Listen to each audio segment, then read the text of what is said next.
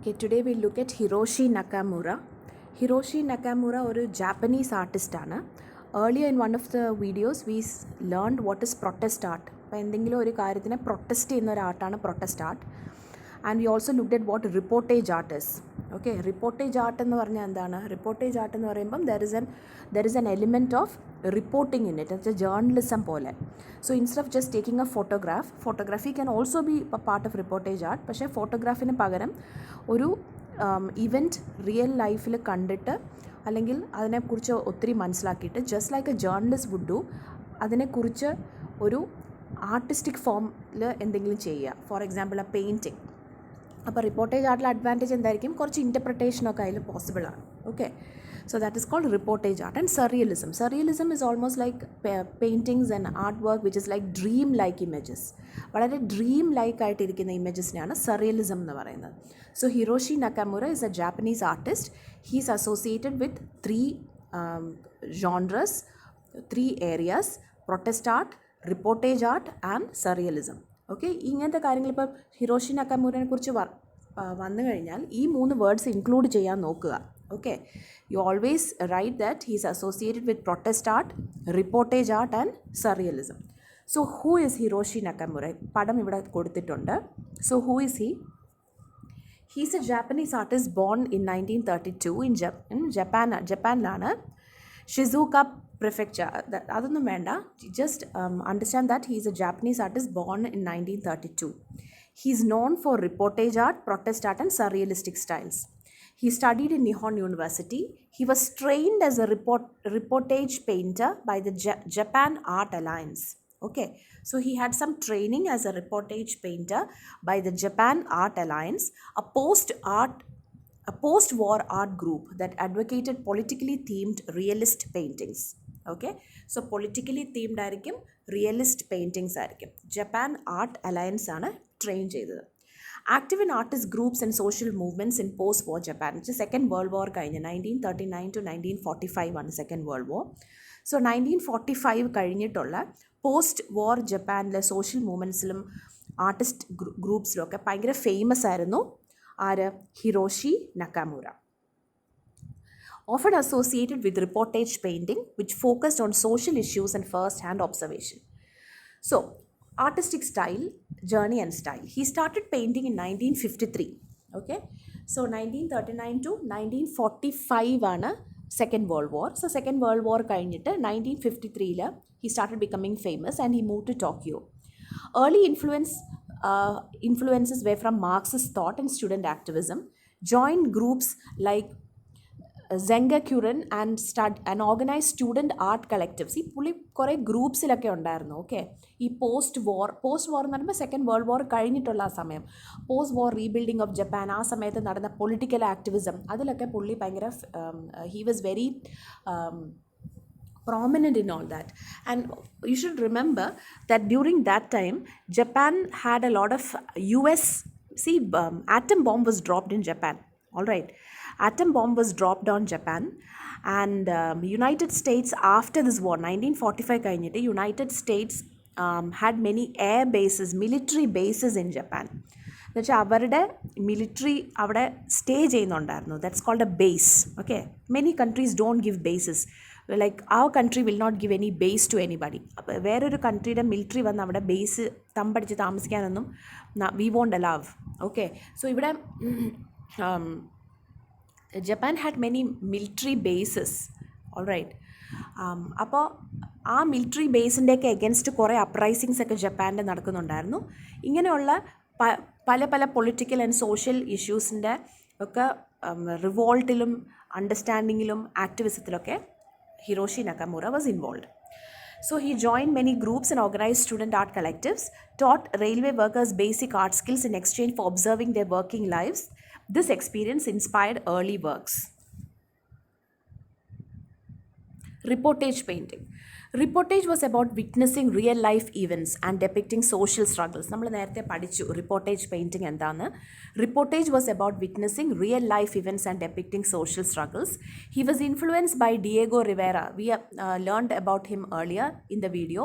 Please rewatch that video. He was influenced by Diego Rivera, the Mexican artist, and political activism. Now, some of his notable works, very, very important work ആണ് Sunagawa number 5. സുനാഗാവ ഒരു place ആണ്. അവിടെ ഒരു military US airbase expand ചെയ്യാൻ തുടങ്ങി.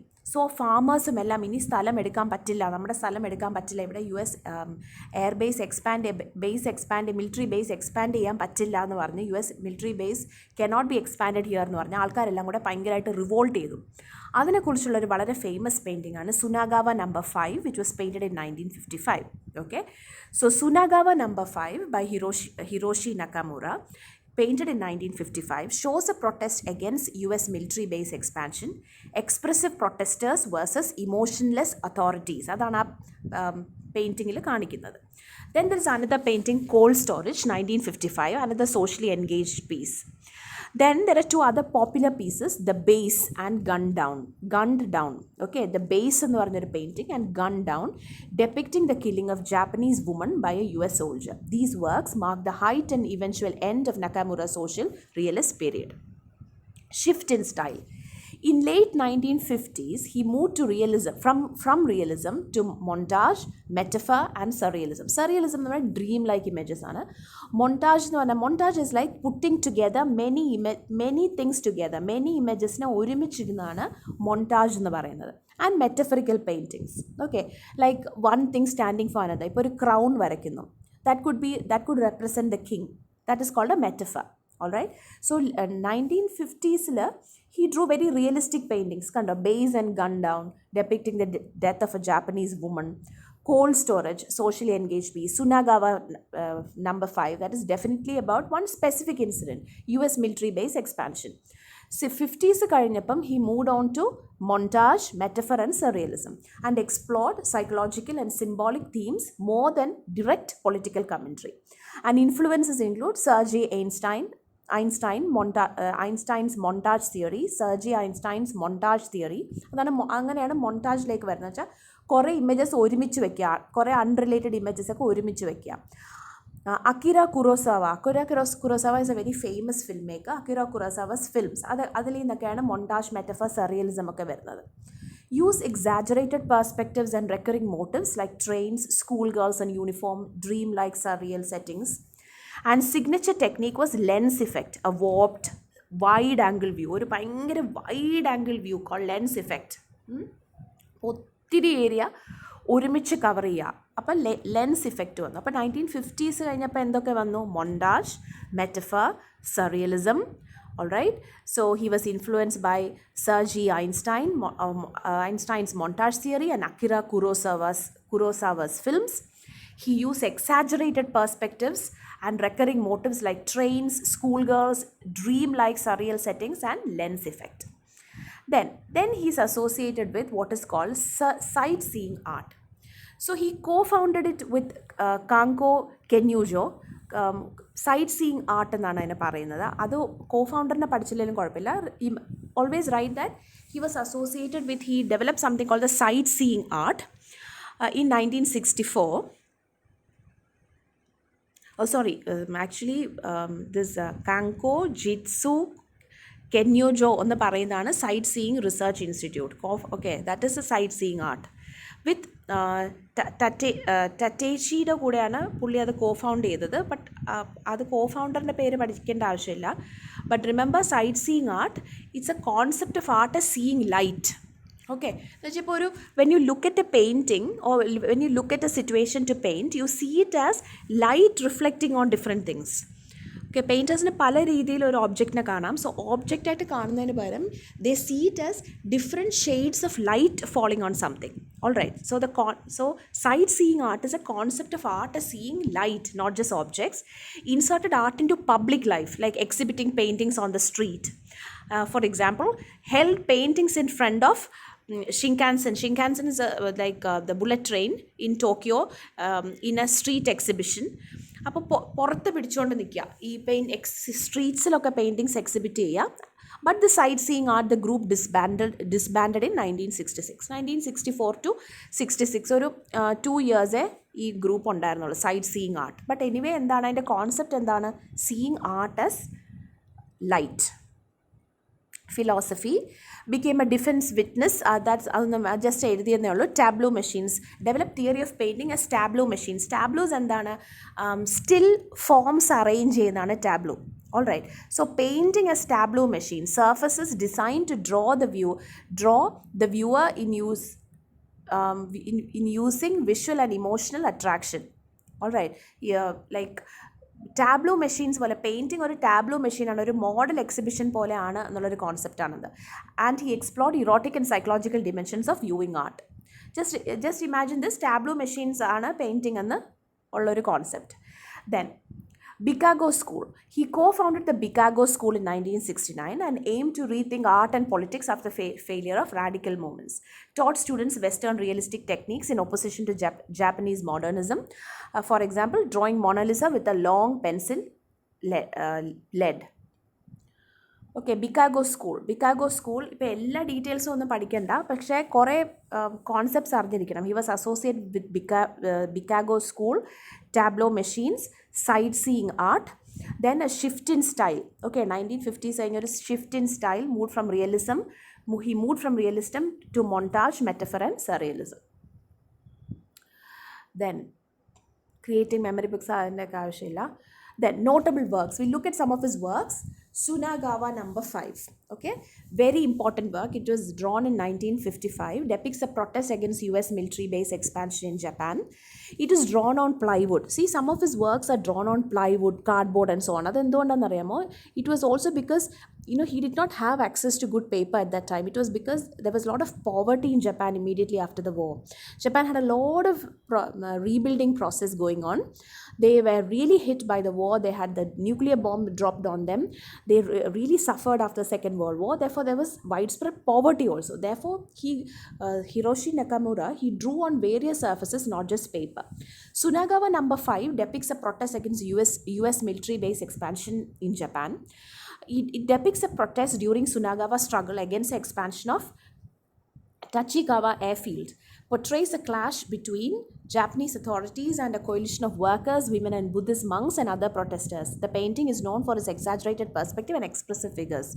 Idana painting. See, authorities-um common people-ആയിട്ടുള്ളൊരു struggle. എന്ത് പറഞ്ഞുകൊണ്ടാണ്?